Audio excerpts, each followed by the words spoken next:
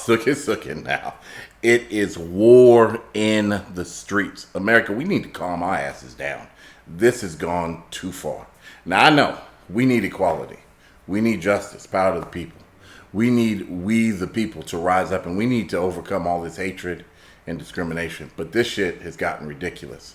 When you've got 17-year-old boys committing as much white-on-white crime as we're committing in America today, we have gone too far.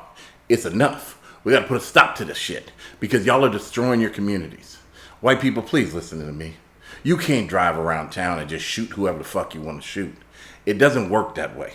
I know that you think it does, but it doesn't. You need to take a rewind pill, redigest the way that this motherfucking government is supposed to work, and let the police do the policing, okay? You are the ones who have told us to stay in our lanes. You've told us it is wrong to defund police. Let the police do their jobs. Stop with this militia bullshit, okay? You are not the police, you are not the government, and you are not strengthening the cause of America. You're weakening your claim to peace and restoration of our nation. Stop it. And Kyle, you need to go to jail, man. You need to go to jail for a long ass time till your mama recognizes that she was a fuck up, your daddy recognizes he was a fuck up, and you recognize that you can't run around like it's PS4 shooting people in the head. It doesn't work that way. Hatred is an evil disease that's taken over our nation. And I'm trying to give a little bit of a light spin to it, but motherfuckers, you can't kill each other like this. It's not the will of God. It's not the desire of the kingdom of heaven. That we would go around hating people so much that we would make a prejudgment that would lead to death before the event even happened.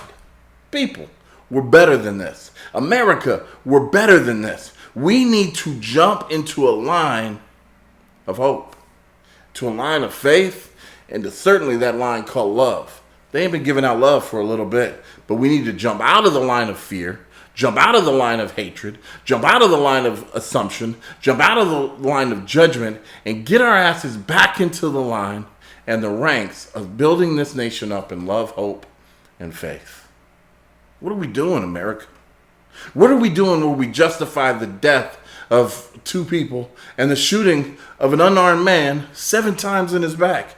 And we justify it by saying he had a knife on his floorboard. Every grown man in America has a knife in their car. Every grown man in America has a knife in their pocket. It's called doing work. Got to open boxes, man. This ain't complicated. We are sowing so much division and so much hate that we have spun this world into a place where we might not recover.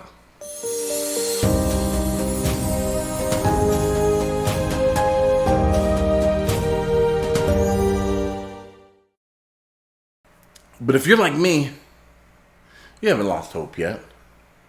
You know, all we need to do as a nation is take a deep breath. Just one deep inhale and exhale.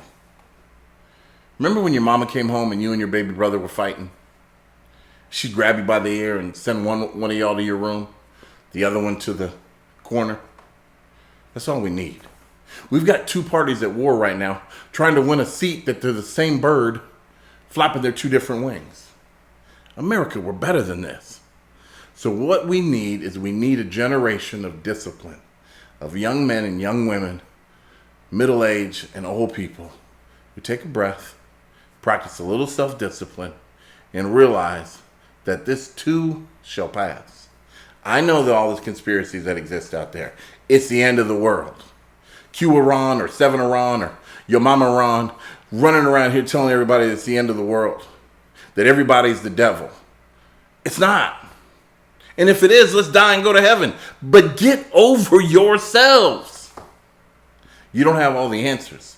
And assumptions are just making an ass out of you and out of me. See, the way that the mind works is pretty unique.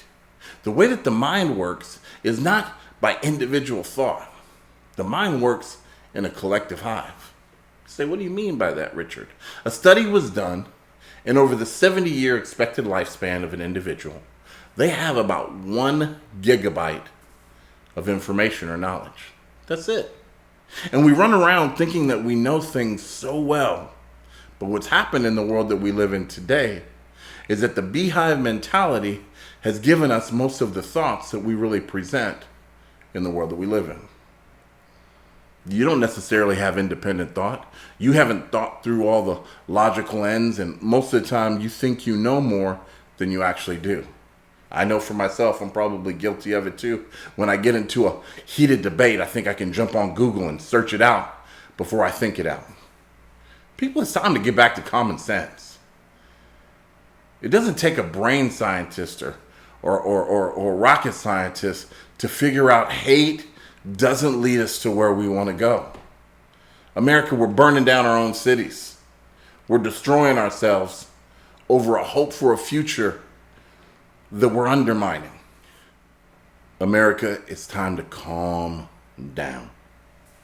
Take a deep self-breath of discipline and say, you know what? I don't have all the answers. What used to happen is we used to have our 5 best friends that we would hang out with, maybe 7, 8, 10. Their thoughts would affect our thoughts. We would interact with those thoughts, and then we would present our thoughts to the world. But none of those thoughts were independent. All of us develop our thoughts based on the people that we hang out with. So as amazing as it is, Republicans, you don't have all the answers. You just have similar answers. Democrats, I know you've been thinking about it for 4 long years, how we'd be doing things differently. But we don't have all the answers. We just have collective answers. And when our collective answers collide, I'm the genius and you're the idiot. When it might be the opposite, actually. You may have a valid point that I have no ability to hear because I assume my position is right because I've given it a little bit of thought. And that is what my group of peers justifies. Now, I have 1,001 reasons why I'm not a super Trump supporter. I've heard some valid arguments as far as what he's done for our country, what he aims to do for our country, what he hopes to do for our country. But when I see somebody trapped in hate, I really struggle in my life. And I don't want to repeat that cycle. But politics aside, what we need to realize, what we are in this place called cyberspace, we're going to have to actually walk out in the real world. And right now, I know the person that you're presenting to the world isn't necessarily the best self that you want your neighbors and your friends, your boss, and the people that you work with and work out with and live with and breathe with and go to church with. That's not necessarily the person that you want them to know and to see forever. So I want to encourage you, take a deep breath before you type that sentence online. The internet right now is absolutely ridiculous. I wake up and I check out a Facebook scroll, or I check out an Instagram scroll, or Twitter feeds, and it is full of hate and arguments. People bickering and putting positions and throwing people under the bus like I've never seen in American history. We literally are destroying one another with our keystrokes. We're attacking people's character, their intellect, their work ethic. We're calling them out of their name, and we're making promises. It's time that we stop writing checks that we can't cash. What I mean by that is running off at the mouth, acting as though Facebook and our Facebook feed is real life. It isn't. And someday you're going to have to live with the consequences of the things that you're putting out there and the things that I'm putting out there. What we're going to have to do is take ownership of it. What you are on this Facebook page, you have to remember, someday COVID is going to go away. Someday we're going to overcome. As Trump says, magically it's just going to all disappear. And you're going to find yourself back to work with a person that you called a dog and all out their name on Facebook. When it might not even be who you really are. It might not even be the thoughts that you genuinely have. See, what happens is our thoughts are developed through our associations.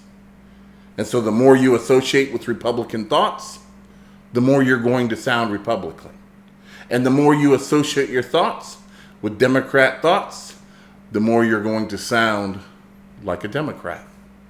But really, we should all be sounding like we're Americans. We should have a vision and a goal to build this country into the greatest country in the history of the world. Now, I know I've kicked this motto all around the streets. Make America great.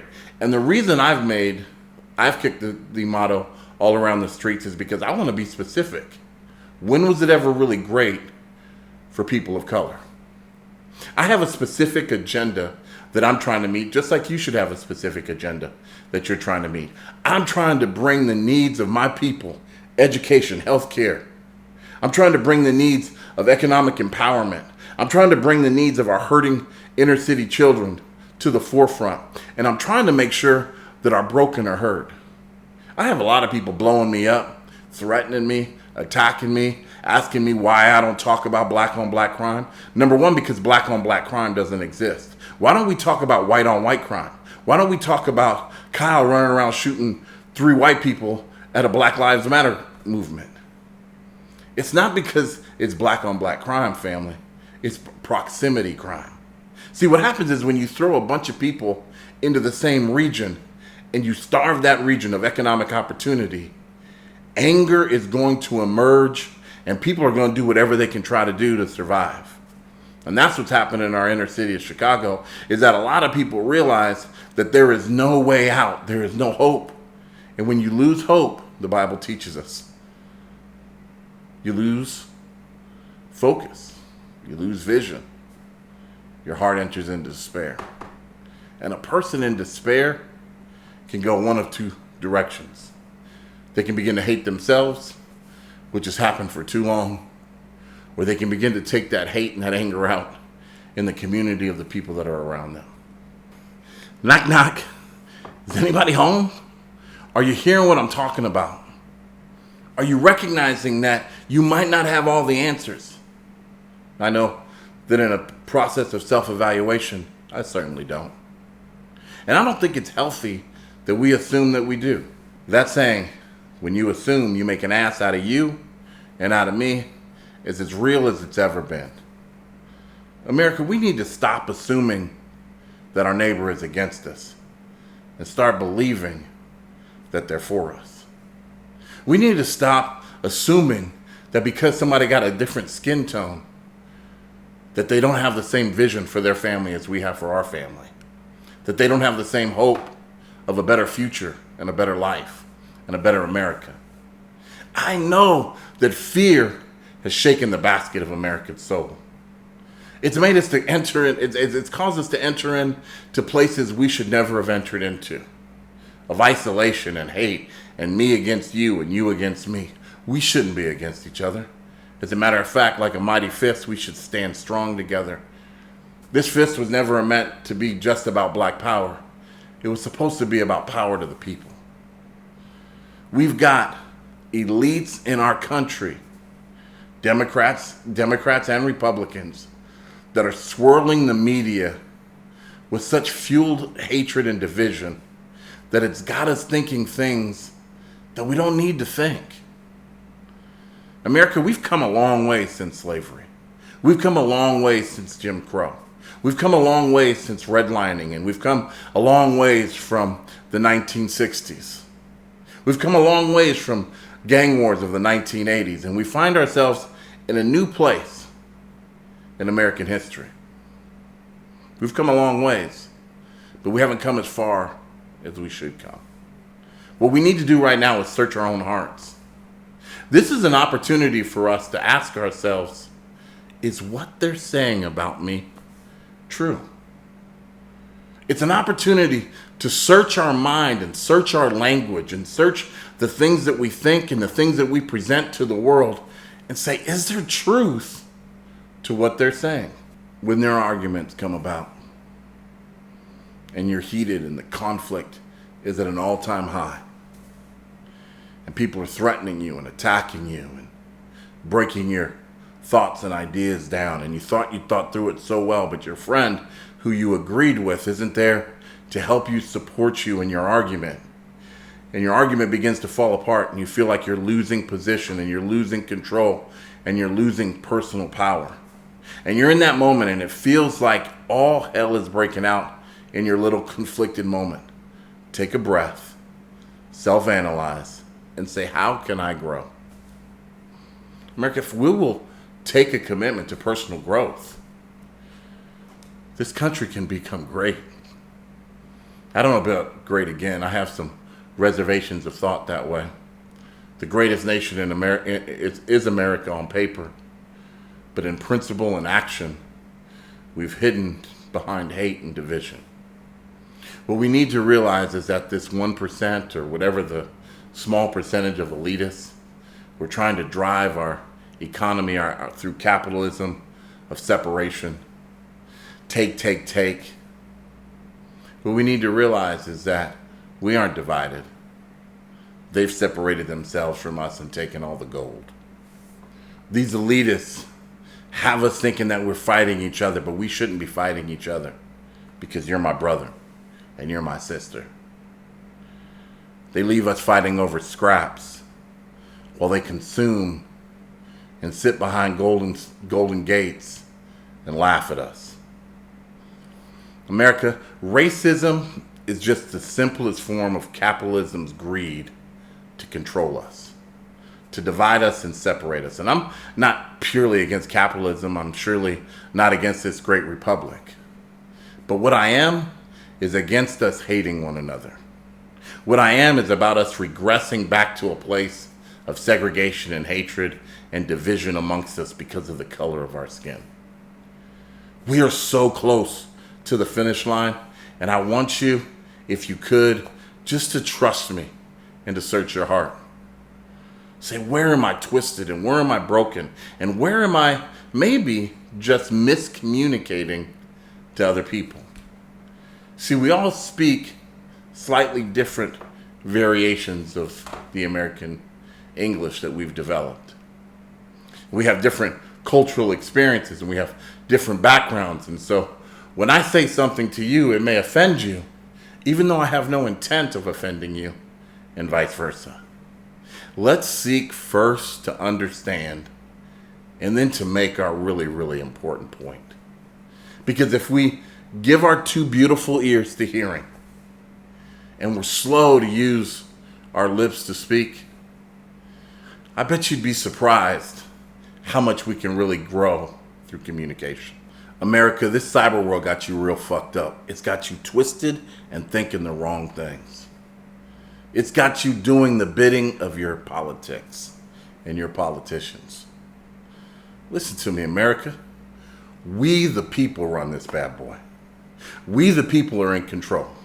We the people, through our vote, have the ability to tell our elected officials what to do, and they don't have the right to tell us what to do. I know we've entrusted them to be good leadership, but they're not. I know we've asked them to guide us and to lead us, but they're not. They're not inspiring us, and they're not giving us hope, and they're not giving us direction. They're leaving us like dogs to fight it out in the streets of America so that they can say, I'll end rioting, or this is the future of America if such and such person wins. America, we need to take a breath and see that our politicians don't work for us anymore, and we need to change that. America, we don't work for our politicians. Our politicians work for us. They're supposed to do our will and fulfill our goals and move us in the direction that we want our nation to go. And come hell or high water, they're supposed to listen to the voice of the people and sculpt this nation under the best will for the good of all. Now listen, I'm not trying to jump ship on our America. I'm not trying to jump ship on this great republic. I'm not trying to move us aggressively in one direction to the right or one direction to the left. But what I am trying to do is tell us Americans that we are the people in the greatest generation to ever live, because this is the generation where we can unify and say no more division, no more hate, no more fighting like dogs because we see the world differently, but we seek to see the world through other people's eyes. Stop letting these lies that we don't even see the full picture deceive us. I don't know if you've ever looked through a window and thought that you saw the full picture. Maybe you saw something you thought was complete through the window. But the closer you move towards it, the more you see of the landscape and the things going on around it. And what you once was afraid of becomes more and more beautiful. Or what you once thought was beautiful becomes more and more frightening the closer you got to the window. Stop allowing the reality of the window that you're looking through define the way that you think. Stop allowing the 4 or 5 friends that you talk with or the small internet crew that you run with to shape your mind into a place that you have no control over the way that you think. Now, I'm not talking about you walking around like you're a zombie. No, I'm not talking about the fact that you've given away your free will. But what happens in the way that the mind works is it works collectively. And the more that we hang around people that think a certain way, the more our voice sounds like the way that they think. What's not good for the beehive is not good for the bees. What we have to realize is that they've been choking out the bees for years. They've been focusing only on that queen bee, that king bee, with the gold and the green. I know that there's a lot of people pounding on their chests and they're confused right now. They're confused because there seems to be so much hate on the streets of America. We've got two politicians running for an office. We have two sides seemingly at war for America. They're driving our thoughts and they're driving our minds in a direction that's not healthy, in hopes that once they get voted in, they can restore us back to a place where we have a future. But if we don't own this right now, we may never get to that moment. We may break out in so much chaos that we lose the America that we dream about. I look at the rioting that's going on. So many of the young people that are breaking windows and looting, stealing and hurting others at these events, they're not even African Americans. It's a Black Lives Matter movement, and we're pushing against abuse from police officers, and it's a reformation in policing that has to happen.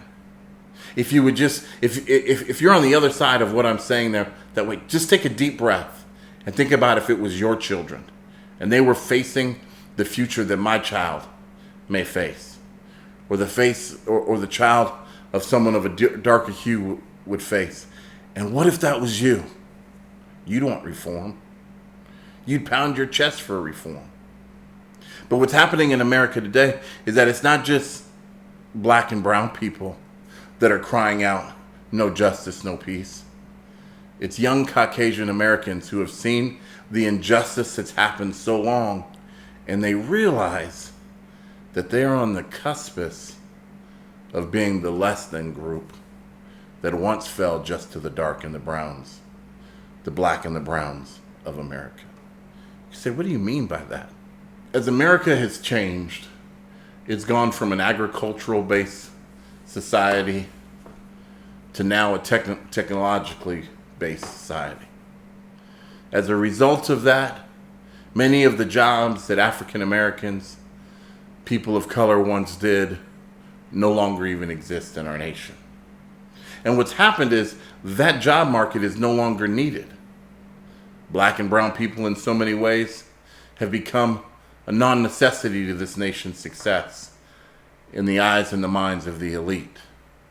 And what it's done is it's pressed a reality to lower class to middle class Caucasians that you're the new N-word of America. They're not valuable, they're not appreciated, they're not respected. We walk around and call them things like millennials, and we degrade them because they don't think like us or look like us in the sense of the way that they dress or the way that they operate in society. And so they feel the same pinch, not to the same way of chains and whips, but that's not modern day slavery. That's not modern day hatred. That's not modern day racism. Modern day racism is so covert, it's buried into the fiber of our educational system. It's built into the fiber of our medical system. It's built into the fiber of our policing and our judicial system, our government, and the way that we present things on the media. It's buried and it's just under the surface, but we can't feed our roots without it getting saturated with its pollution. And what people realize in America today is that racism just isn't about the color of your skin. It's about classification of the value of the human life. And so today you have young white men and young white women breaking windows of cars because they realize not only are people of color being devalued, but they're losing value as well. We need to stand together, America, realizing that whatever nationality we originally were, whatever skin tone we are, whatever religion or background or expression, sexually or orientation, all these things that scare one another in coming together, we need to lose that fear and realize that we are stronger together than we are separate. Because separate, our heads don't care about us. We need to be intentional about taking it back. I know everybody's saying that Ice Cube's half crazy for saying he's going to hostage the black vote, that maybe we shouldn't just blindly give our vote to the Democratic Party. And they're saying a non-vote is a vote for Trump, who's laid out a clear pathway to the America that he wants. And I'm actually not, for the sake of this video, not telling you Republican or Democrat which way to vote. I think it's much more important that whichever way you vote right now, I have other opinions I'll share about my political thoughts in another stage. Come check that out. But for this stage, in this moment right now, I think it's much more important that whoever you vote for, you hold them to the fire. You hold them to the fire on their principles, their values, our virtues that we want to live by in America. America, we can be great. We can be the nation that we are in the Constitution. We can strip away the hatred. We can strip away the racism. We can strip away the sexism. And we can strip away the things that separate us and come to a place where we're unified. And we have an opportunity to let this great Constitution, our amendments, let us shine. Where we enter into the prosperity of unity. But we have to realize that, one, we've got to be real about the things that we think, and we become open-minded enough to allow thoughts to penetrate our impenetrable place, and we begin to consider alternate realities. That we realize that someday people are going to look at this moment, the heart that we reveal to the world, and they're going to judge us by the decisions we make in this moment. So no matter how hurt you are, no matter how much despair you're covered in, I want to encourage you to enter into love, enter into dialogue, and enter into a place where you begin to mature relationships with people that are different than you, but like-minded in the places that they want this country to go, which is into mutual greatness. And really, finally, and most importantly, we come together as an American people. We hold our politicians accountable to the promise that we will give all men and women the inalienable rights that were given to them by their Creator, to the pursuit of life, liberty, and the pursuit of happiness. Stop standing in the way of other people's happiness. Stop standing in the way of their freedom, and stop standing in their way to living the life that they should be able to live in the greatest country in the world. You say, why is it great? Because of its potential. Because we have this moment to express our ability to raise up out of racism and systemic hate and truly shine as the nation we should be. America, I love you. I hope this message challenges you to get outside your box. I hope it makes you reflect on the way that you're going to vote And I hope it challenges you in the way that you see this great nation and what we can become. God bless you.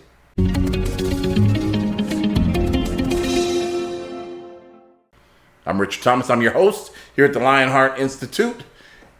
And I hope you've enjoyed this show. God bless you.